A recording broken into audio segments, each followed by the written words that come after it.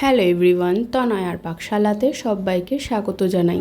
যারা first time চ্যানেলটা visit করছো তাদের কাছে অনুরোধ রইল চ্যানেলটা সাবস্ক্রাইব করো, পাশে থাকা বেল আইকনটি প্রেস করো যাতে নতুন নোটিফিকেশান তোমাদের সামনে চলে আসে।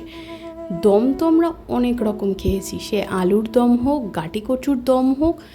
দম বলতেই আমাদের প্রথমেই অনেক রকম ভ্যারাইটি কিন্তু খাবারের সন্ধান উঠে আসে।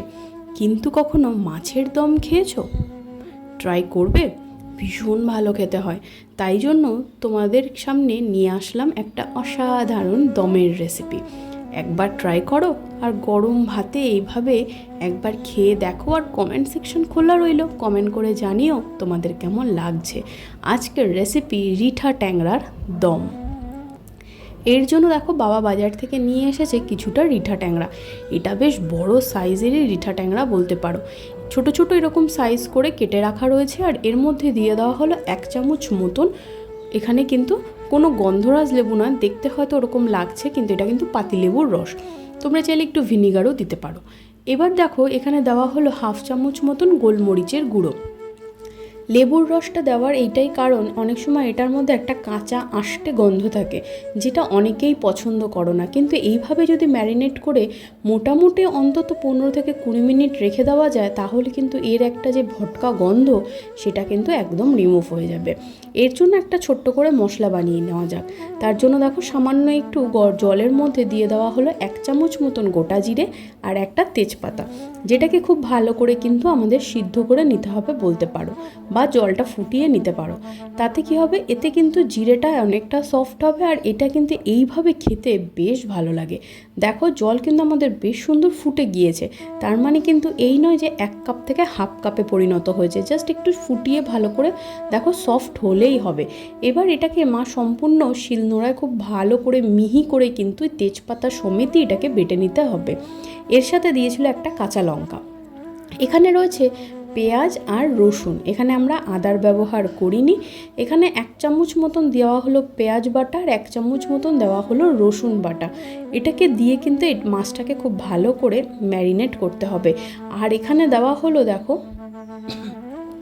অল্প একটু লঙ্কার গুঁড়ো, আর যে মশলাটা তখন বেটে রেখেছিলাম সেই মশলাটা দিয়ে কিন্তু, আর সামান্য একটু কাশ্মীরি লঙ্কার গুঁড়ো, হলুদ সম্পূর্ণটা দিয়ে, সামান্য পরিমাণে নুন দিয়ে এটাকে কিন্তু আমাদের হাতের সাহায্যে খুব ভালো করে মেখে নিতে হবে। চেক করতে থাকো।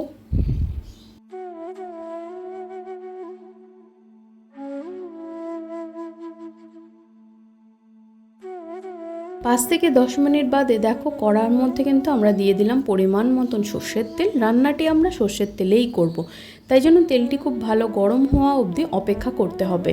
দেখো ভালো করে নাড়িয়ে চাড়িয়ে কিন্তু এবার এই মাছগুলোকে আমাদের এইভাবে কিন্তু তেলের মধ্যে দিয়ে দিতে হবে ডাইরেক্ট।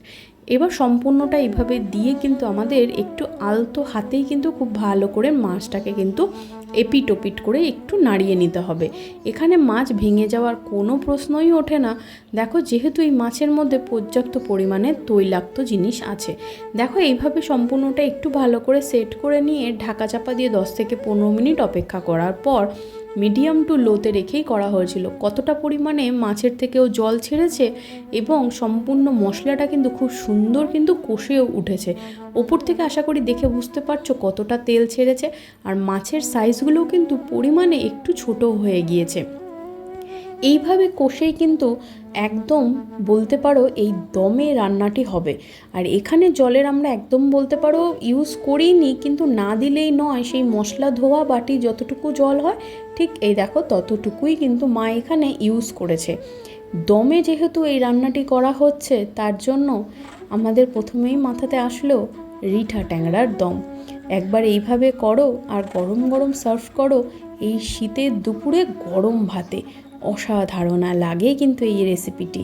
ঢাকা চাপা দিয়ে আরও 5-7 মিনিট মতন অপেক্ষা করার পর মাঝখানে দিয়ে দেওয়া হয়েছিল সামান্য কিছু চিড়ে নেওয়া কাঁচা লঙ্কা, যার স্বাদ কিন্তু অনবদ্য বলতে পারো। এই লঙ্কাগুলো এইভাবে দেওয়াতে কিন্তু ঝাল হয় না, কিন্তু তার টেস্ট কিন্তু দুর্দান্ত আসে। চলো একটা ছক মারা যাক এই দমটাকে আরও ভালো মতন ইনহ্যান্স করার জন্য। দেওয়া হয়েছিল সর্ষের তেল, যার মধ্যে দিয়ে দেওয়া হলো একটা শুকনো লঙ্কা আর তেজপাতা দিয়ে কিন্তু খুব ভালো করে কিন্তু আমাদের ফোড়নটাকে একটু একটু পোড়া মতন করতে হবে।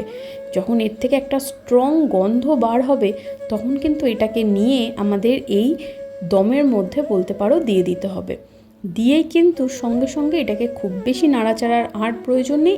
একবার একটু ভালো করে মশলার সাথে মিশিয়ে নিয়ে ঢাকা চাপা দিয়ে স্ট্যান্ডিং টাইমে রেখে দিলেই একদম রেডি হয়ে যাবে রিঠা ট্যাংরার দম।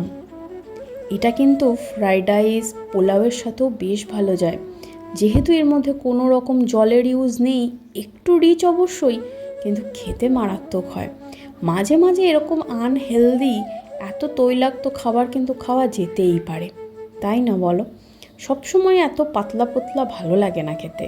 তখন একবার এরকম একটু হাঁটকে খেয়ে দেখোই না, আর কমেন্ট সেকশনে জানাও তোমাদের কেমন লাগছে রেসিপিগুলো। ধন্যবাদ।